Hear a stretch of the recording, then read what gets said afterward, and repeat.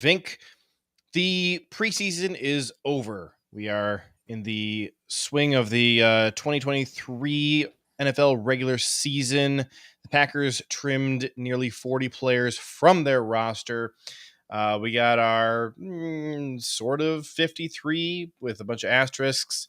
I think we're still waiting for them to put Luke Tenuta on IR, I believe. But Matt Orzek, the long snapper, was spotted at practice today. So seems like everything's just a technicality at this point. We got basically our whole practice squad as well. Jake, as you think back over this cut down period that we just went through, this is an open-ended question. I'm curious to see what your interpretation of this is going to be. Do you have any regrets about this cut down period as we trim down to the 53? That's a good question. Do I have any regrets? Honestly, I feel like last week when we talked about it, I think the regret was not believing in the Packers eyeing talent with Emmanuel Wilson rather than, them sticking to their guns. With Patrick Taylor, I think we kind of talked a lot about that and hammered that home because they've often done that. That wasn't like an unfounded claim that we were bringing up, last week. I think just, the cream of the crop made the team. We kind of talked a lot about, will they take 6 edge rushers? Will they do, certain things? And it's like, well, the talent's there. Just follow it. And I think maybe that's the biggest regret, I would say.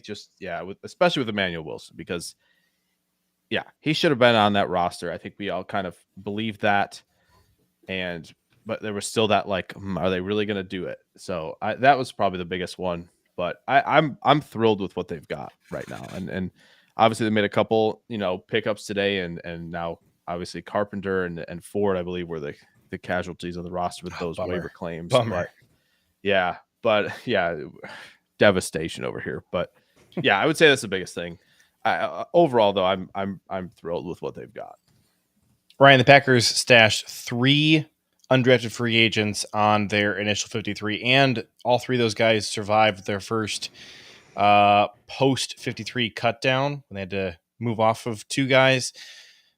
It seems like there's a huge emphasis on we don't really care about the sort of dependable floor that guys can give us this year like we've seen in past years. It's all about growth for the future. What do you think that this flurry of undrafted guys who are just kind of balls of potential, we think they have to offer in the future for the Packers and just overall this whole team of youth? Anything as it relates to this year that has you nervous, or do you think that this is just the way of the future? Well, I'm actually kind of excited. I feel like we're returning back to the old Packers in terms of, we're getting away from we need to play scared. We need to, we can't let anybody go. We got to spend all the money to keep everybody and everything. We're kind of getting back to the old school strategy of just draft and develop and just keep getting young guys and keep trying to get, we're just going to turn it over. Gutekunst has been doing that on a very low level, usually during the season, just turning over little stuff with a little bit of success, I guess. But, a great example would be Patrick Taylor versus Emmanuel Wilson. Patrick Taylor is Mr. Dependable, but he's not taking you anywhere. You're not getting anything out of Patrick Taylor. He's never going to be a great running back. He is a low-tier running back, a low-tier blocker, a low-tier special teamer. And it's just nice, although I'm a little upset that they messed up my 53 by lying to me and saying that we don't care about running, we just want special teams and all that. So that ticks me off a little bit. But it was the right decision, I think, to go ahead and do that because, look, Emmanuel Wilson's probably not going to be a great runner, but he might be. And Patrick Taylor's not going to be. And Malik Heath might be the next Allen Lazard. And so, take those swings. And if it's 1 every 10, 1 every 20, you're going to end up with a pretty stacked and cheap roster, by the way. This is how you also are able to pay a bunch of superstars because you have a loaded bunch of backups that are really, really cheap because they're undrafted free agents, 7th-round picks, and everything else. So I don't know what they're going to become, but it feels like we're a much more – it's just refreshing, just like everything else that we're doing right now. It's just kind of it doesn't feel so stuffy and so just like we're not going anywhere. Like we're starting fresh, we're getting young, we're getting fast, we're getting athletic. And maybe not this year, but in the near future, we're going to be a heck of a team to mess with. And Goose says choo choo for some reason. It's the love train. Yeah, let's go Goose. Well, Packernet derailed. He's following the whole train theme. Yeah, that's fair. A guy named Stephen Holder. I had not heard of him, but he works for ESPN. Released the news today that the Packers apparently were in to some degree, and he said the interest was real on Jonathan Taylor, of all players.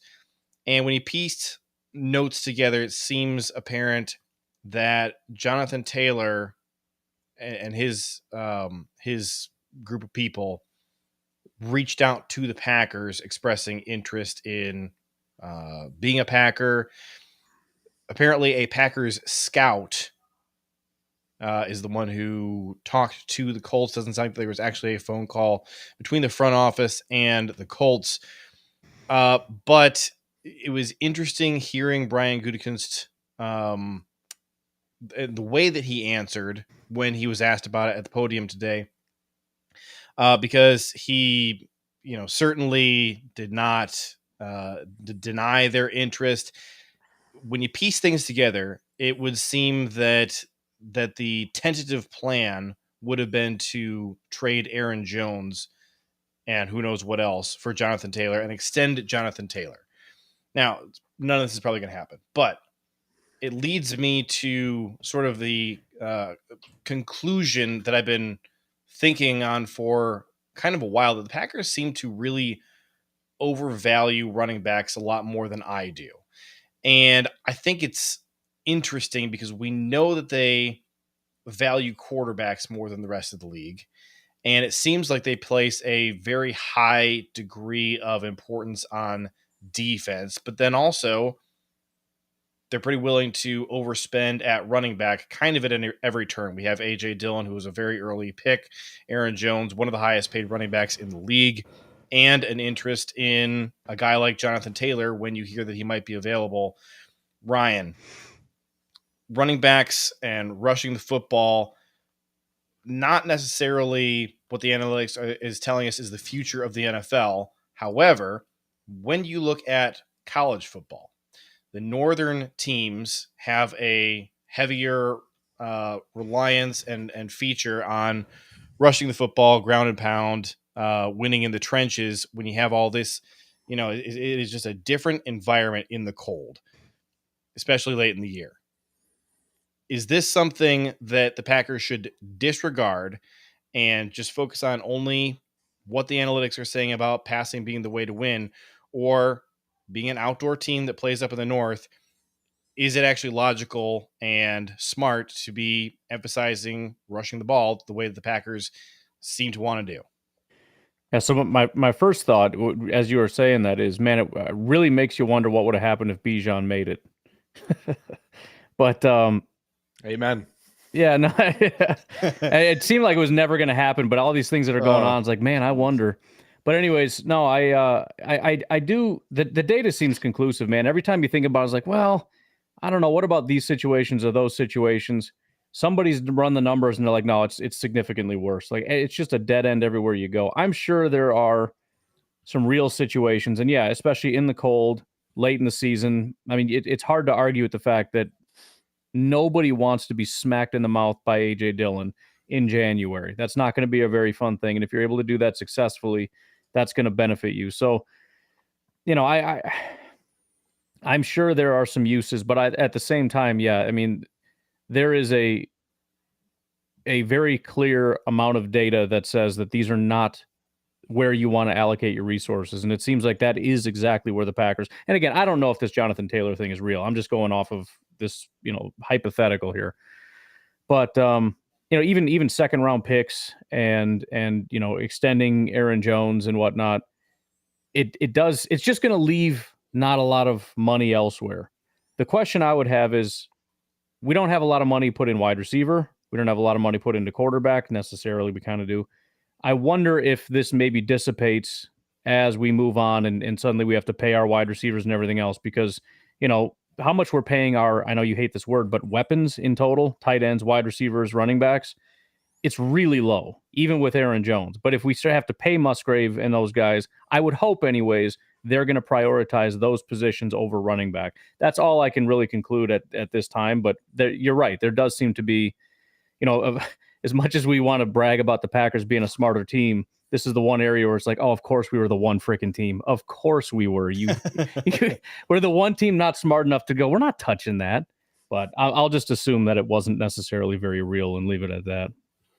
Well, sticking with the running back topic and being dumb and not doing anything that analytics are telling you to do and maybe being stuck in some behind the times football, we're playing the Chicago Bears really soon. We got to go play the only other outdoor northern team. I guess you got Buffalo as well, but they got a running back playing quarterback over there, and we're having a big time debate. And yes, I'm trying to be inflammatory. We're in a big time debate tonight.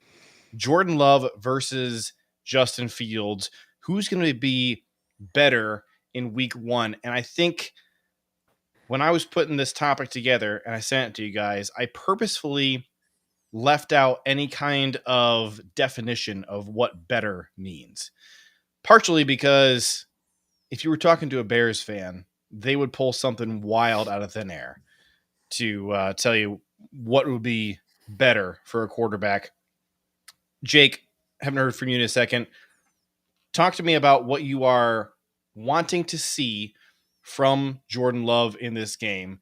We have a limited body of work. We've seen him play in the preseason a little bit last year.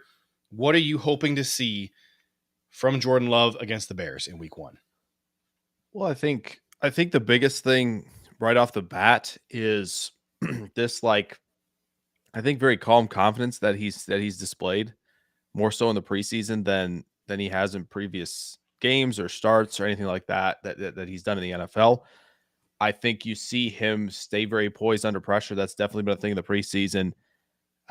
He's waiting and waiting and waiting. He's looking for options and then he's scrambling. He's not necessarily, it's not one read and scramble with him. But when he is under duress, again, you don't see the very panicky throws. I think there was maybe one that you would say was a panicky throw. That was like the DeGuara one early in the New England game. Not sure why we're throwing that, to be honest. Just throw it at his feet. That was very dangerous. And that's something that has he needs to get coached out of him a little bit, because it definitely was a thing at Utah State where it's just, keep the play alive, do whatever possible to, maybe rip off some explosive play, big time throw it on the field. That got him into trouble. I think just and play within yourself. I think one of the things I remember, growing up, listen to all these Super Bowl documentaries. You get those ones every year for the team that's going to the Super Bowl and winning it. And just hearing some of the quarterbacks talk to their receivers and be like, you don't have to be more than what you are. Just be you. You is good enough. And I think the Jordan Love that we've seen in the preseason, that's good enough. It looks the rhythm throwing is on point. I think, like I've talked about the poise already. It just seems like, you don't have to do too much in this game. And I think everyone would agree with that. It's the Bears, right? It's the team with the first overall pick. Are they going to be better this season? Surely they are. I don't think you're going to see back-to-back 3-win seasons, but honestly, there's so much in the positive column for Green Bay on offense. The offensive line looks great, right? They can lean on a running game if they need to. There are receivers with tons of speed, separation ability, reliability. So Love just has to, I think, play within himself. Don't get carried away. Don't get cute. Just you've been in this system now. This is your what now? It's 4 in this system. And this is your time. You've been waiting. You've been learning. Just you don't have to go out and be Patrick Mahomes. I promise that does not need to happen in week 1. Maybe it needs to happen when you play the Chiefs in December, but we're not talking about that game. So I just think that, it just comes down to good progression, smart decision making, keep showing the poise, and just be what we've kind of seen in the Philly game and in the preseason. I don't think it has to be overcomplicated.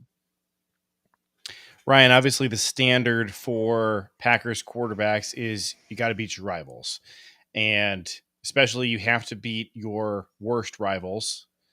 and the Bears are a bad football team. Coming out of our third preseason game, as you're thinking specifically about week 1 and what your checklist would be for a really, truly successful week 1 performance from Jordan Love. Obviously, throughout the hyperbole, we're not looking for a 500-yard passing game, but what would constitute in your mind a perfect week 1 performance from Jordan Love? Yeah, I think Jake pretty well laid it out.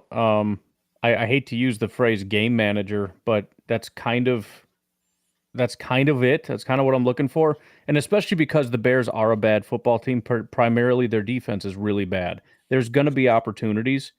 Just take the opportunities that are going to be presented to you, right? The honestly, the only way I see us losing this game is if we shoot ourselves in the foot. Our defense is significantly better than their offense. Our offense, like every other offense in the NFL, can handle the Bears' defense. So guys are going to be open. Just don't miss the opportunities. Offensive line, don't shoot yourself in the foot. Give the guy time.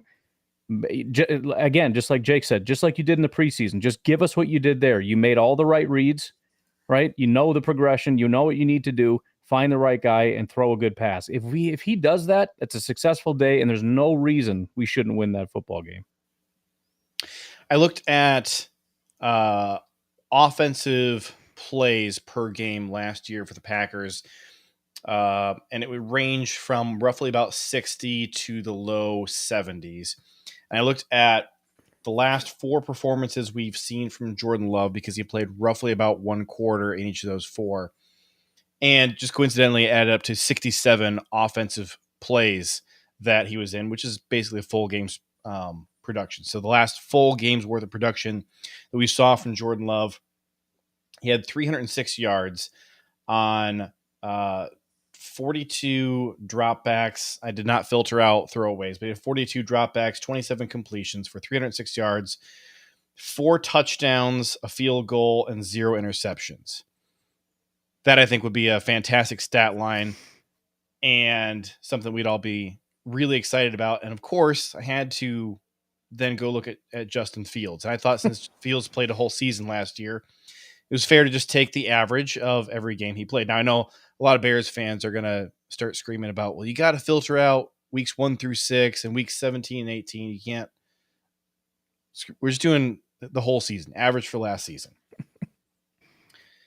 Justin Fields had 21 passing attempts last year for just 12.8 completions per game, which is hilarious because he had 11 rushing attempts per game. So he almost had as many rushing attempts as he had passing completions last year.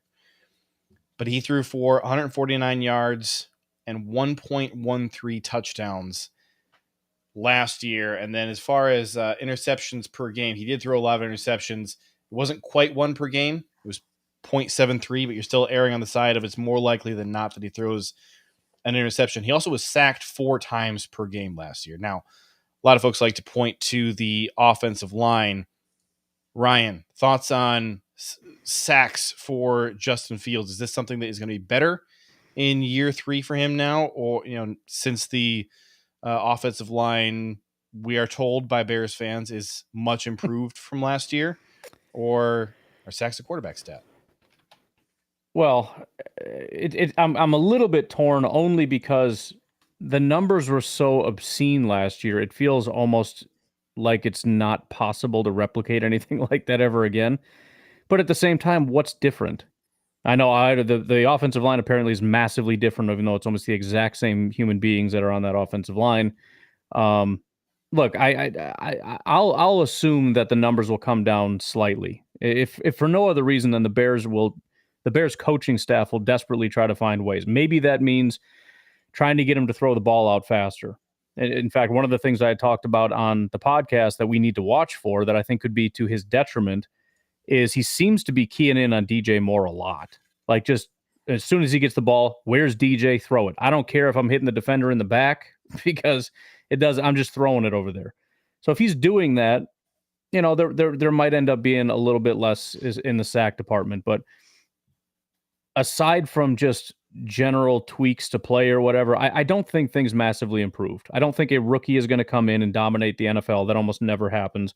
Nate Davis is no better of a pass blocker, according to his pass block. The PFF stat the Bears fans insist we have to use. He's no good, and Tevin Jenkins is now injured, so that sucks for them.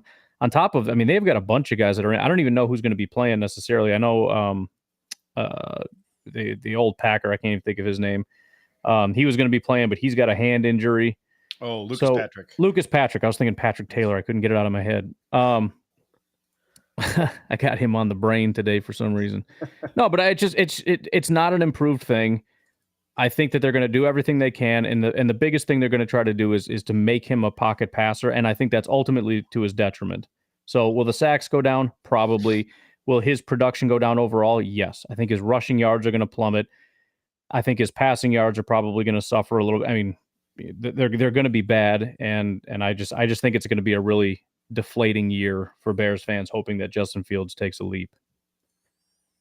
So we are talking about who's going to be better in week one, Jordan Love or Justin Fields. And again, there's a lot of different ways that you can define better. One way that is important to a lot of people is fantasy. I happen to have both Jordan Love and Justin Fields on my fantasy team, and I got to admit, I have been struggling with the idea of whether or not I should actually start Justin Fields in this game because, no, I don't have a lot of confidence in the Green Bay Packers defense because I've just seen him play too often. On the other hand, he did finish as one of the highest scoring quarterbacks in fantasy last year. I took those stats that I gathered up for Jordan Love over those last 4 quarters played. 27 completions for 306 yards and 4 touchdowns, 0 interceptions. And I actually tweaked him a little bit. So I did add in his 32 rushing yards. I gave him an interception because it's his first real start. And I also added in 1 sack. I don't think he's been sacked at all in those last 4 games we played, but I did that. I did not adjust down his touchdowns, but it's a difference of 4 points if you take one of those touchdowns out. So whether he gets 3 or 4 touchdowns, has an interception and a sack, 306 yards, you're looking at between 25 to 29 points. That is absolutely startable. How confident do you think I should be in these projected stats based on these last 4 quarters that we've seen Jordan Love play? Is it really stupid for me to assume that this is something I can count on, or what do you think? You found the one metric that made me go, ooh, I don't know. Congratulations on that.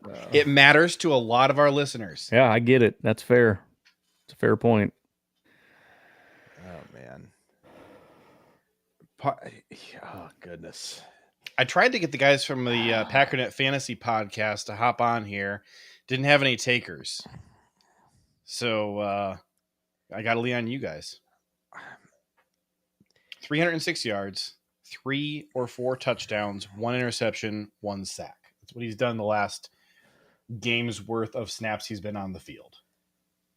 There's just so much, I think, to contextualize in this game that's going to affect fantasy points.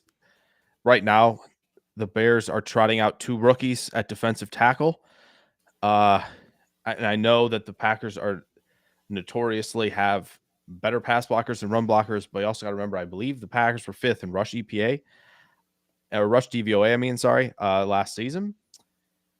There could be, a game in the works where, Ryan and I both mentioned, I kind of danced around the term. Ryan used it, and I think it was perfectly used, where Love just kind of manages things, maybe has 1 touchdown, and a lot of the work goes to Dillon and Jones, and that's how, they really kind of break the Bears back in week 1, to where then, if, the Packers are building leads in fantasy football, I always want players who are trailing, especially, a quarterback, whether he's running or not. And, if the Bears are going to be trailing in this game, which I think most of us would believe they will be at some point, I think, Fields running around and, picking up 120 rushing yards in garbage time is probably something I would want for fantasy. But it's a tough call. Ryan, I know you kind of hate fantasy football, but you also play it every year. I didn't last year. It's my first time in a long time, and I haven't even looked at it this year. That's why it's kind of tough. I know Justin Fields would dominate fantasy. I know fantasy enough to know that. It's the same reason why a lot of people in the fantasy community overvalued Cam Newton for a very, very long time, and he got way too much credit because of what he did, especially rushing touchdowns. I'm assuming he's pretty high up there as far as desirable players you'd want on your team. And I honestly, I would, without having delved into it, I would probably put Justin Fields ahead of Jordan Love, because I just, somebody had called into Packernet After Dark tonight when I did the podcast, and they said, "Man, I hope we blow out the Bears." And I was thinking about it, and maybe it happens. I just really struggle to see like the Packers just hanging 40, like Jordan Love just dropping back, slinging it around, getting, 4 touchdowns. It doesn't feel right. Maybe it is. Maybe I'm way off. I don't know, but I just don't see that. Whereas as opposed to Justin Fields just ripping off 20-yard runs on the Packers, which at a minimum that's coming at least once, if not a 60-yard touchdown run. So I would probably lean Fields from a fantasy perspective. I did plug in Fields' average numbers, because one thing that's important to consider is that sack yardage, because that does count against you. So rushing yardage minus sack yardage actually only leaves him with an average of, unless my math is way off here, 34 rushing yards per game once you take out the sack yardage, because he was sacked for 24 yards per game. Jeez. So his average fantasy points scored last year was 17.3. He had more negative sack yardage than most quarterbacks have positive rushing yardage in a game. That's true. I think he had more. Let me see here. Now, he had almost as many negative sack yards as Jordan Love has rushing yards in this this sample of data we're using. Oh. And Goose pointed out in the chat, Love can run. Don't forget that. I did include that. 32 rushing yards is what he had over those last 4 quarters and 0 sacks. So I don't know. It's tough. I would really like to hear from folks in the chat. Not Jones and Dillon. Elevated Shine? No. Which one are you looking at? Not Jones and Dillon, I guess. Jones and Taylor. Oh, Blaine says dominating on the ground instead, actually. That's kind of rushing touchdowns obviously is the biggest negative here for Jordan Love. But you get some screens. Could happen. He has thrown a decent number of screens. So that screen yardage that we were kind of giving Justin Fields some crap for in the preseason, it still counts for fantasy. The other big positive that just occurred to me with Jordan Love, and of course we have to assume this carries into the regular season, but their success in the red zone, primarily by Jordan throwing passes, is pretty incredible. When they get down in there, they usually convert, and it's all been passes to receivers so far. So I think that would be a major positive if that does continue. He's going to have a lot of points. Let's talk about Matt LaFleur for a second. I do want to circle back to Justin Fields, but let's talk about Matt LaFleur and the way that he is likely to call this game. I think that he has a lot of times exhibited some extra aggression in rivalry games. I'm thinking back, for example, in the 2020 season, going for 2 against the Lions when he was already up 20 and just glaring across the field at Matt Patricia. And I think that had something to do with the fact that the previous year they had beaten the Lions twice while leading for 0 seconds in either game. Yeah. And, the accusations from a lot of people that the Packers were phony and that those were phony wins on the Lions. It seems like he carries a grudge. Do you think that he is going to keep his foot on the gas here against the Bears, or is he going to be really conservative as he's trying to work in a new quarterback and just try and get out of there with a win by any means? And if that means running the ball a lot, trying to play a low-scoring defensive game like the first game he ever coached against the Bears, 2019, week 1, which way are you leaning that he is going to go? I'm going to flip this to Ryan first. So I dropped out for about half of that, but we're talking about Matt LaFleur's game plan going into this? Yes, sir. So I'm kind of torn. That was another thing that was asked in this game is, if the Bears kind of am I frozen again? Just kick it to Jake. No, we got you. We can hear you. Oh, he left. Jake, you heard the whole question. I did. Yeah, this is complicated because I think when you look at like what LaFleur was doing for Love against Philly, I think that quick passing game was huge because it's neutralizing a ridiculously good pass rush and a ridiculously deep pass rush, and that was very important to keep kind of Jordan Love out of some dangerous situations, getting him heavily under pressure. I don't think you're going to see that level of pressure from Chicago unless they bring extra bodies in this game. Obviously, I think they waived Travis Gibson, if I'm not mistaken, because I know that he was looking for a trade because of the scheme switch. That was Travis Gibson tweeted that he never asked for a trade. He was pissed about that. Oh, I see. Well, either way, there's a lot of youth and a lot of and a heavy lack of production along the defensive line. So I don't think, you're going to see LaFleur be like, all right, well, we can't, there can't be any deep shots. We can't, let the play action game, really, really dominate the playbook. You can definitely do that. I expect shot plays in this game. It's just a matter of if Love's going to hit them. There have been 2 opportunities, 2 big ones in the preseason, didn't hit them. You could argue the first one is just a really, really good play by Dax Hill. I think it was. He was. I thought the ball was maybe a little touch bit late, just a tiny bit late. Yeah, not short, but late. You could, but I think you can definitely argue that. I think when you look back as well, Hill was never even looking that other side. Love had his head that way, to start the play. Hill was still creeping to that go route, so it was going to be a tough throw. But you got to hit the Seattle throw. That one, I get it that Watson can come back and catch the ball. But man, he's got several yards on the guy. We got to hit those. And so if I don't think LaFleur is going to shy away from those type of plays, especially against Chicago. I wouldn't. You have a guy who's much faster than everybody on the field. So I expect shot plays. I expect, shot plays to, up the seam and deep crossers to Musgrave as well. I don't expect Edmonds and all these Edwards and all these guys they signed to keep up with him either. So I expect aggressiveness. I'm sure they're going to run the football, though, a heavy amount. But I think play action is going to play a big factor in this one. And it's just going to be up to Love to hit them when they're there. I don't expect it. I don't expect this uber conservative, 5 wide, got to be quick in the passing game type of stuff. Ryan, Jake brought up the deep passing game and some of the concerns we've had there. And you spent a decent amount of time on multiple podcasts talking about concerns with the deep passing game based on the preseason. Where are you standing right now on the Packers' deep passing game with Jordan Love?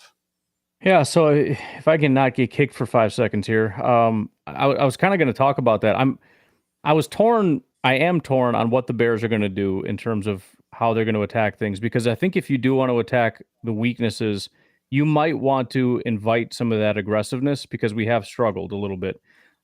On the other hand, I just don't know. I think it's way too risky to say, I bet you missed it. When you got guys like Christian Watson and Luke Musgrave, I kind of think, especially since your defense sucks and your corners suck and they can't cover, I think I'd rather just have my safeties playing too high and we're going to try to just drop back, keep everything in front of us, let you dump the ball off. We'll come up and we'll just hope that you can kind of make a mistake somewhere along the line. Even though, again, you could easily say, I bet you can't do it. He's going to do it. He hit Dobbs down the right sideline. Even if it's a little underthrown, he's going to hit these throws. And you don't want to lose your crowd on the first play with a 50-yard bomb to Christian Watson. So at first I thought maybe that was the way to go. And maybe some other teams might challenge that if they're a little bit more confident in what they can do. I don't think the Bears are going to do that because I don't think they have the personnel to do it. I think they're going to keep it simple and just try to keep everything in front of them and work downhill. But I do think it's a problem. And I do think that they're going to try to exploit weaknesses. The good news is the Bears don't have the personnel. Like, I don't know if he can handle pressure. They can't bring pressure. I don't know if we can throw deep. I don't think they're going to do that. I think they're going to give us exactly what we want, which is the short to intermediate routes and let us dink and dunk down the field. And as long as, like I said, Jordan Love can execute, I think we're going to be fine doing that. One major concern for me at this point in time, we don't know if Romeo Doubs is going to be ready to play in week 1. He was asked about it today. He kind of refused to answer how healthy he thought he might be by week 1, just deferred to Matt LaFleur, said it's his decision. I think that probably is a big impact, though. We've seen the connection between Love and Dobbs basically since Dobbs got here, and especially this summer we saw that those two are just, they have that mind meld, if you will, as much as, the two young guys can have. If Dobbs is not out there, how much does that change your confidence, Jake, in the offense's ability to keep sustained drives moving down the field, particularly if the game plan for the Bears, like Ryan alluded to, involves taking away that deep pass and making a dink and dunk your way down the field? Well, I'm not concerned at all. It's Malik Heath season, baby. No, should I start Malik Heath in fantasy? Well, that's a question. We'll have to dig deep for that one. We have to look at the roster. We'll have to, for the record, I do have Aaron Jones. So the only guy who really can steal fantasy points from me if I start Love and Jones is AJ Dillon. Unfortunately, my opponent in week 1 has AJ Dillon. Right. See, that's the part of fantasy, right? Everything's conflicting. It's like, wow, do I want AJ Dillon to score here on 3rd and goal? Guess not. But no, I like Goose's comment as well. Let Reed and Musgrave eat. I think, Reed's had a couple drops. I know in the preseason. Prior to the Seahawks game, I would have had a lot more confidence, but that was kind of more what you were expecting from me. Yeah, the Seahawk drop. That was just a little frustrating. I went back and watched that one. You just see him. He's trying to set himself up post catch before the ball's getting there. You just watch the body, watch what he's doing with it. You know what he's trying to do. And it's just like, just catch the ball first. I know, I get it. That will come. I believe in him wholeheartely to get to that point where he's just, I can set my feet up any way I want because I know my hands are in the right spot. My technique's good. Just secure the ball. I think, we're fine there. But I do think, without Dobbs being serious and not completely, driving a giant train with Malik Heath on the side, in all caps, I think that chemistry matters. And, if the deep ball with Watson is just something where the chemistry is not there, and that's really the overarching problem rather than just Love just not getting the pace, or not getting it out far enough for Watson or what have you. Yeah, it does probably create a little bit of concern, but at the same time, like we've said, the personnel that the Bears have, I just don't, that front 7, I just don't think they have the horses to handle the run game. And I don't think they have the horses to get after the quarterback. I think Ryan made the good point. I would personally, if I were the Bears, rather you try to score in 17 plays and hope that at some point Love just kind of misses one of my linebackers underneath and doesn't see him, then we get a turnover that way, rather than, let's just throw the kitchen sink at him. Let's blitz him against a unit that really just has been tremendous along the offensive line and hope that we can stick with Watson and Musgrave. I think that's a terrible idea. Also, Reed is fast. So that's the other part of the equation. Like, you have 3 fast dudes out there, even if Dobbs isn't there. So it does, I think, raise a little bit of concern if Dobbs doesn't play. But like I said, I think the personnel's still too good. And, that just means, fantasy week 1 darling Malik Heath, 2 touchdowns the opening week. We like that. I'm going to laugh my butt off. We like that. Has 2 touchdowns. I mean, Heath did in that Seahawks game. He was with the starting offense in place of Romeo Dobbs. I mean, it's almost crazier. It's almost crazier to think that he won't be out there playing that role if Dobbs is out there than that he wouldn't. Carson Caldwell in chat says, honestly, if the worst case scenario happens during the Bears game, we're not going to muse on that too long. We'll still probably be in it to win at the end. If we play as expected, they have no chance. Ryan, let's talk about Justin Fields, and nothing really brings me more amusement and joy these days than listening when you go on a Justin Fields rant. And you're talking about how he was, contrary to what Bears fans widely believe, he was actually somewhat bad last year. I know it's just controversial. because a lot of people thought that he was maybe going to win league MVP last year, despite the fact that his O-line and wide receivers were out there kicking him in the nads every single down. Was Justin Fields last year as good as people say? And should we expect a Jalen Hurts-esque leap from him this year? I'm going to try. I think this might have been part of the problem before with why things weren't working. But let me maximize this just a little bit. Let me see if I can share my screen here. I just wanted to, just so we can all take a gander and see what we can draw our own conclusions, if you will. Make sure you narrate out loud, because draw your attention to the screen here, and I will narrate this. So, as you can see, I got it color coded here. Ryan, is it possible to move our faces, because we're covering up the bottom of that graph? Or if you zoom out just a tiny little bit. Let's try there you that. go. Perfect. Okay. Now we can see the whole thing. All right, so as you can see, I mean, Jordan loves small sample size, but he's way over on the left. And the left is where you have a high average EPA per pass. That's a good thing. You want to have you want to be high on this graph. Behind him, just after that, is Jared Goff. Little ways down the chart, you got Kirk Cousins. I didn't color code it, but you can see Aaron Rodgers just slightly in the negative here. This is where the graph goes down, and down is bad. You don't want to go down because negative means you suck a little bit. And the more you go down, the more you suck. If I can take your attention really quick all the way to the right, I don't know if you can see all the way over there. There's a line that goes out of the bottom of the frickin' graph. I thought that was just the wall of the graph. No, actually, that's a whole human being right there, almost twice as bad as the guy next to him. That's Justin Fields. So, do I think he's going to take a leap the size of Hurts or anybody else? I don't care if he does, because if he takes a leap the size of what Jalen Hurts did, he might still be worse in the league. Look at the gap between him and Baker Mayfield. If he takes the leap the size of what Jalen Hurts did, he's probably still the worst quarterback or the worst passer in the entire NFL. So I don't care. And by the way, he didn't. The idea. Let me get rid of this. The idea that he somehow jumped, like he was here, and then he jumped up here, and now he's going to take this massive leap. He was here, and then he went here. He went backwards in 2022. He didn't go forward. I know he ran more. I get that. He ran more. He got more rushing yards. That's fantastic. He got worse as a passer. And I don't know if you saw him in the preseason. He looks like he's worse than last year. That was trash. I know it's just preseason, but I'm not seeing signs of progress there. So look, I don't really care if he takes a step.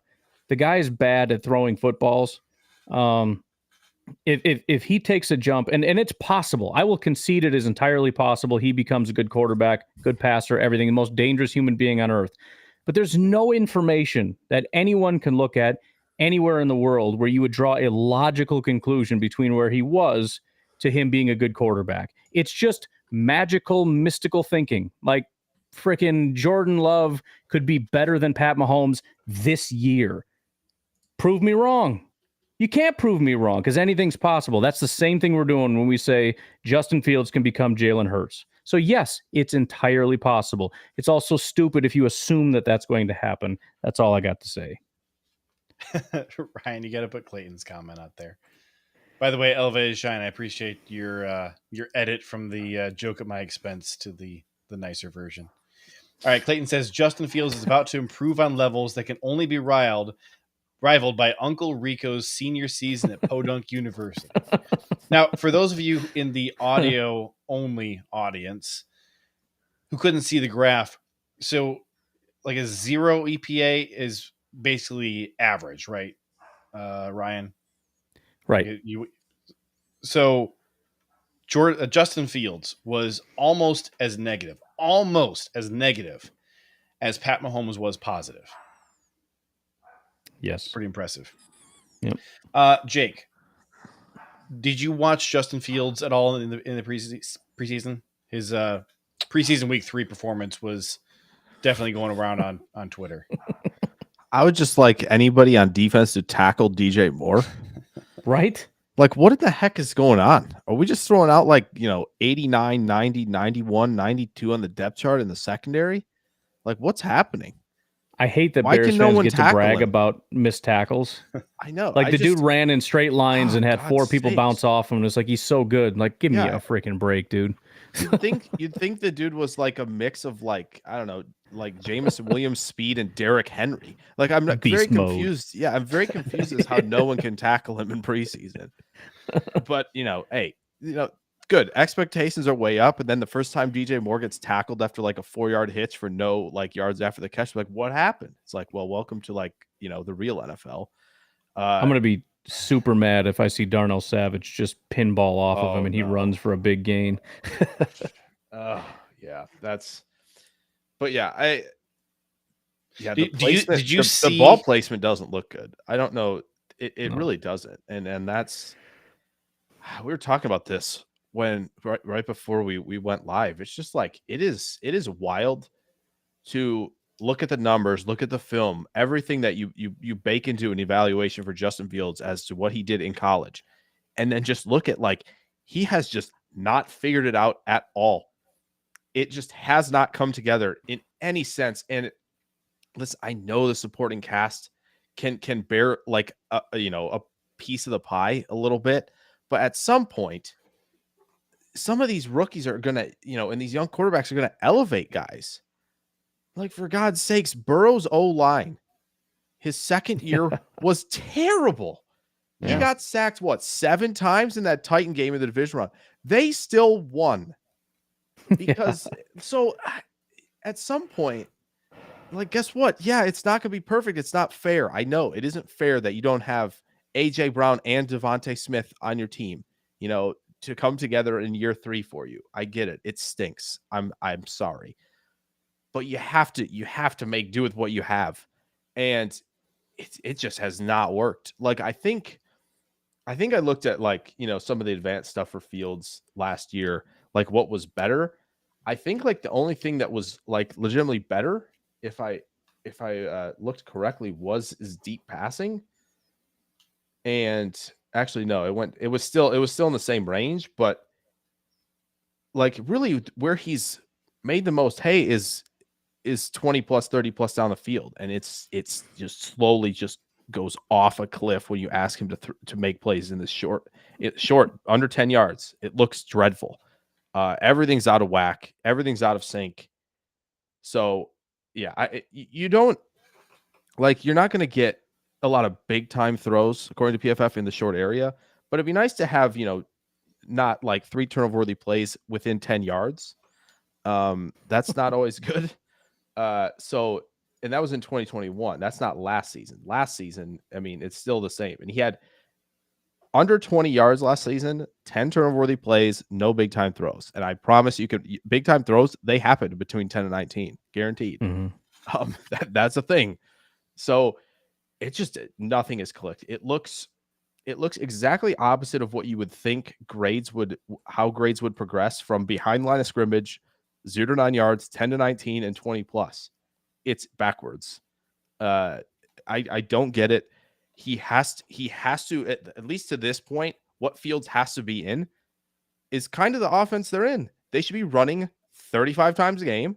They should be throwing 20 plus these deep shots. Give them 10 to 15 deep shots a game. Yep. That's it. That's the offense. That's all you should be doing. That's basically what JJ McCarthy's doing at Michigan. Right. So, and probably what a lot of what Atlanta's probably going to be doing as well this season too. So I am really befuddled. It's just like, based on the college eval to now, it has not looked good. And this is coming from somebody who I know, like, again, Packers Network, you love to root for guys to succeed. These young guys, you love to see guys that are drafted high, live up to expectations. I want to root for the kid because he seems like a great dude, but like, man, it's not clicking, man. And then I think we forget like how at least efficient Jalen Hurts played in 2021. Right. He didn't like break out and wasn't dominant, but he didn't make mistakes. Fields had, I think, 21 turnover worthy plays last season. That's terrible. Hurts at least was not putting the ball in harm's way, at least when the offense was sort of carrying him down the stretch in 21. He was making good throws. He was making smart decisions. So I think he ended up middle of the pack in EPA per play. I couldn't find it. I was trying to type it in and look at it to kind of quantify what the jump was for Hurts, because Hurts kind of went from middling, is he the guy, very on the fence, to, okay, he's the guy. Great. Fields is like right now on the EPA per play chart is, oh, he's not it at all. He's not it. How is he a starter? That's what the EPA per play chart looks like. So for people to expect a Jalen Hurts type leap, what does that mean? Does that mean he gets into like the 20s, the high 20s? Yeah. In terms of change, and that's putting you in the, okay, is he or isn't he type of thing. So if that's the type of leap he makes, okay, but you're heading into 2024 with still more question marks. So I very much don't believe we're going to see a complete 180 from whatever was it, 32nd in EPA per play, or maybe even 36. I thought it was honestly. like 36. It might be 36 or something like that. To getting into the top 5 just seems first off, that's not even ridiculous. Fair. Like, I can't believe Bears fans are like, that's just unfair expectations. 100%. That's like, you're putting that on this young dude who's 24 years old, like thinking he's going to look like one of the biggest turnarounds we've ever seen. Like, I feel bad a little bit. Like, so I just don't see how you're going to get that much of a turnaround. Can he get better? Absolutely, he can. I don't know what it's going to take. Mechanically, there's something going on, and it's just affecting him in the short and intermediate areas of the field right now. And look, he can hit some deep shots, and that's great. But to be good in this league, you gotta be dominating from everywhere. So yeah, I can't imagine it's going to be the smoothest of sailing this season. Looking at defensive focus for the Packers, obviously you want to be able to contain him as a runner, but also it's really important to get pressure on Justin Fields. If you look at play action versus no play action, if you look at passing depth, yes, you can find some correlation here, but the biggest difference that stands out to me is just how god-awful Fields was last year when he was under pressure. When he was kept clean, he had a 74.5 passing grade. Under pressure, he had a 29.4 passing grade. He also had a 21.7 fumble grade. His touchdown to interception ratio was 1-to-1 when he was under pressure. This is the key. And I think, have the guys in our stable to do it along the defensive line, our edge rusher room. We have some lean, mean pass rushing machines on this roster. Seems like they kind of don't really give a crap about stopping the run anymore. I know Matt LaFleur said earlier today that you got to win in run defense early on in the game in order to earn the right to, and the opportunity to rush the passer later in the game. I understand that. I don't see that emphasis from Brian Gutekunst in how he constructed the defense. It's just pure pass rushers. When I'm looking at Jordan Love versus Justin Fields, the biggest differences that I see where I like one guy versus the other, I think today, if I had to lay money on the line about who's going to complete a deep pass, I would take Justin Fields as of today. I don't have that confidence right now in Jordan Love's deep passing game. Hopefully, that is something that develops over time over the course of the season. But where I really lose a lot of faith and trust in Justin Fields, number one, I don't like his reads that he's going through when I watch him play. Seems like 1 to 2 reads is about all he typically processes before he locks in on who he's throwing the ball to. I also don't like his timing at all. Yeah, we saw in the preseason some screen passes where they were just a crazy amount of yards after the catch. That's not the way Justin Fields is throwing these, though. He has a lot of very light throws, gives time for the defender to get there and tackle right after you catch the ball. When I'm watching Jordan Love versus Justin Fields, a lot of these throws are really late. It seems like the defender really has to kind of work their way back to the ball a lot of the time. Maybe has to kind of go up and really try and put a lot of effort into catching an overthrow from Fields. And Jordan Love, I would put money on to much more consistently throw the ball in rhythm, stay in tempo. We saw against the Seahawks, the offense that LaFleur was calling, he made a switch to start going tempo, and bam, they were just running every play really quickly. And Jordan Love handled that flawlessly. Seemed like there was no problem with that. And also, sometimes when you got to get that ball out quick, I really like what Jordan does. Drops back one step, bam, ball is out, hits the guy in a slant, and he can take off. And with Justin Fields, there's a lot of time where he like drops back and then throws a hitch in there, and I'm like, the heck are you doing? The ball should have been out 3/4 of a second ago, and the guy's just standing still waiting for the ball to get to you. So I just, when I'm looking at this week 1 game, I'm looking at 3 categories that I'm going to have you guys pick a guy to win in. Okay. First is going to be NFL passer rating. Second is going to be PFF overall grade, not just passing grade, but overall grade. And third is going to be fantasy points. So, Jake, NFL passer rating, who are you taking? Justin Fields or Jordan Love? Yeah, historically, I mean, I'll probably be taking Jordan Love on that. Ryan? Yeah, I agree. I mean, if we're isolating passing, I'm taking Jordan Love every time. I'm taking Jordan as well. PFF overall grade, not just passing, but your overall grade. Jake? I'll probably still. I think I'll still lean Love, as long as there's not a Colin Kaepernick playoff game type of rushing grade from Fields. I think before you get your whole answer out, I just want to throw this out there. Okay. Last year in week 2, when he played Green Bay, his overall grade was 40.8.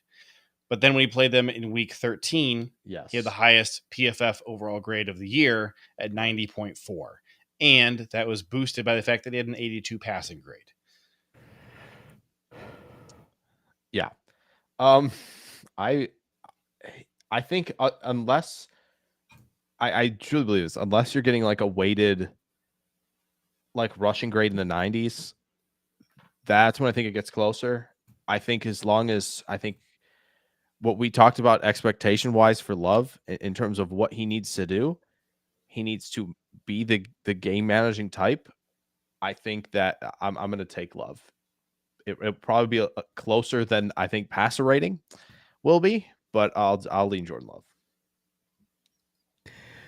Yeah, I mean the thing that would have made me think otherwise as far as overall is the rushing, and I do think PFF sometimes emphasizes that too much. I think they weight it more when they, passing obviously should take precedent. However, I mean Jordan Love had the highest rushing grade of any quarterback in the preseason. So I don't think it's necessarily the case, even if, we give Justin a slight edge rushing. I think Jordan's still going to have a good rushing grade, because it's not a cumulative how many yards did you get. That's not how, I don't know exactly PFF's metrics, but you don't need 100 yards. It's just maximizing opportunities. So he could rush for 20 yards and still have a higher rushing grade than Justin Fields, who ran for 150. So if he's a better passer, and I think their rushing grades are somewhat comparable, because I do think Jordan is going to be a more intelligent runner, even if he's not as gifted. He's not going to be going backwards as much. He's not going to be scrambling in circles, losing 15 yards, doing that nonsense. So I do think, I think overall Jordan still probably has the edge. Plus, if we get a fumbling grade from Fields, that was pretty True. much a flip of the coin in 2022, like legitimately 8-7. It was either really good or it was horrible. So you do a flip of the coin there. If you get a fumble out of him, then Love's going to get the edge, I think. Fields also had 7 penalties last year that would impact his grades slightly if he had a penalty. Well, although Jordan Love had a penalty as well, I think in the Seahawks game for delay a game, if I recall correctly. Right. Yes, I believe so. All right, last. You know what? Actually, I didn't give my answer. I'm definitely taking Jordan for the passer rating. I think I'm gonna take Justin for the PFF grade. That's fair. But do you think the PFF grade's going to be closer? I think the PFF grade is going to be a lot closer than the passer rating. Okay, that's that. I figured because you guys know I don't have a great respect for the offensive intelligence of Luke Getsy, but I think that the Bears are going to try and play a safer game. And if they are leaning heavily on their own run game, and if Justin Fields runs well and is mainly just throwing off of play action, that may limit his opportunities for a bad grade. You know, if he's not just having him drop back and just go straight passing. And also, by the way, Fields had a really poor grade last year on screen passes. So I kind of got excited at all the screens that we saw from him in the preseason this year. He was I think one of his lowest categories last year was passing on screens. And with the accuracy that we were seeing, and like DJ Moore had to like turn around and back up a half a yard to even catch the dang thing. So if they mix some screens in there, you know, I talked myself into it. I think Jordan Love's going to have a higher grade. I will say, as you were talking about it, I went back to the passing depth grades. I'm like, oh yeah, that tracks. Screens were not good. Yep. No, that's when your weaknesses are timing and ball placement, God's sakes, that is going to hurt you on screen passes, man. I think what was more impressive, like lobbing a beach ball out there, just. More impressive than DJ Moore's yards after the catch was the fact that he was able to catch it in the first place. He was digging those things out of the dirt, man. It was ridiculous. Hopping back a step, that first one. Really set himself up, though. All right. Lastly is fantasy points. Who's going to be the better fantasy quarterback in week 1? I'll say Fields by a small margin. Yeah. See, I'm going to give my answer now, but I'm going to have to put my money where my mouth is before kickoff. You are. So you put I think perhaps one of the very few that has Love and Fields as the 2 quarterbacks in fantasy. I'll be honest. I'm in a league. For Love. Well, there you go. I drafted Fields, and then I also drafted Russell Wilson. And then afterwards, I was thinking, what the heck am I doing with Russell Wilson on my stinking team? Yeah, so I went to the guy who had Love and just offered a straight up trade. And I think that he thought he was going to steal. Yikes! I hate to break it to him, but yeah, no, I'm in a league coming up this weekend with like big time Packer fans who will reach on Packers and Bears fans who will reach on Bears. There's no chance I'll have those 2 on my team. Yeah, no, for sure. Well, so you might be one of the few. That'll be fun. All right, I'm going to give my answer now, but it probably is not going to matter much because I'm going to go back and forth 100 times before kickoff. I think I'm going to go ahead and say that I think Love leads in all 3 of these categories. So as of right now, my plan is to start Love, but it may be a really stupid idea. So we'll see which way I go. I think it's going to come down to red zone, like you said. It's either are they going to trust Love in the red zone or are they going to run it? Right. That's what it's going to come down to. Yeah, for sure. Well, I'm wondering if it's going to come down to the Packers' defensive containing line, Fields, containing him, getting pressure on him. If they have him under pressure, if they are sacking him a bunch and he's losing a bunch of yardage, if they're forcing some fumbles, his fantasy points are going to go out the window.